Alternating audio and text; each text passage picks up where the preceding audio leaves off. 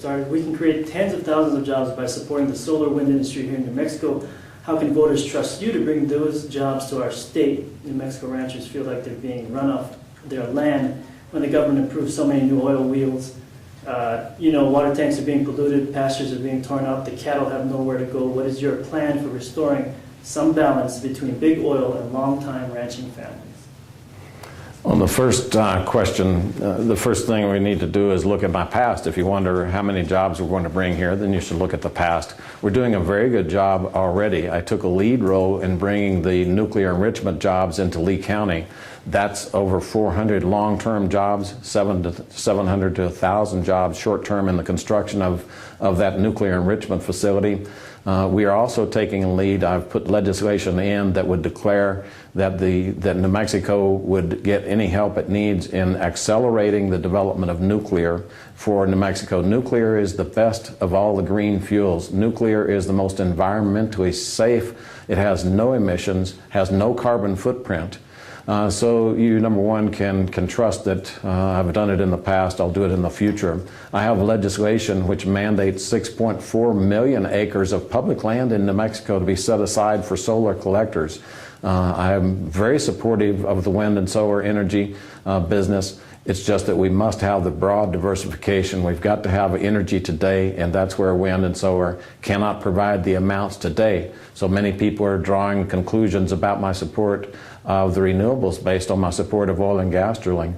I support all branches, all kinds of energy, because we must have them in the foreseeable future, and we must get the price of gasoline down today. Also, there is a manufacturer in Roswell, New Mexico, who's converting solar from the expensive glass panels into to solar cells on a cellophane panel, just a plastic film.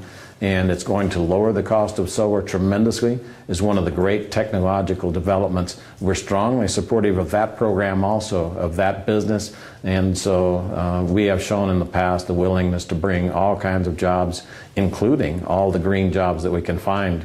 On the second question, the idea of ranchers and oil and gas companies, they can and should live in harmony. Several years ago, even before legislation, we began to pull ranchers and oil and gas companies together, saying the oil and gas companies must be better neighbors. Generally, many of the problems that come up come because the oil and gas companies are simply exercising their rights by law. But just your right by law doesn't give you the right or the ability to just go out and go onto someone's property. Even though you have the technical right, you should not do that because it's just not a good neighbor policy. From our leadership, our beginning of the discussion several years ago, New Mexico actually put into law this last year a good neighbor policy, one which encapsulated many of the things that we brought up that would allow two different communities to work together, the ranching and oil and gas. The ranching community is under tremendous pressure from the wilderness areas. When wilderness areas are described, then ranchers can't use their vehicles on those ranches. So we've got ranchers under tremendous pressure from there too. We've been willing to fight for the ranchers against those encroachment of wilderness areas that are very restrictive.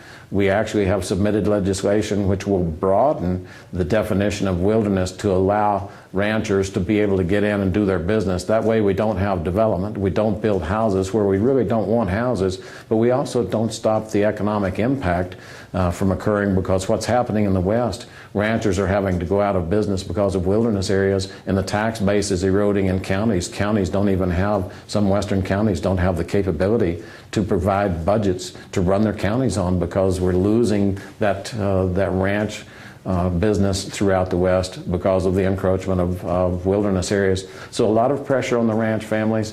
We look at them as not only a business partner, but also as a culture of New Mexico it's important to protect.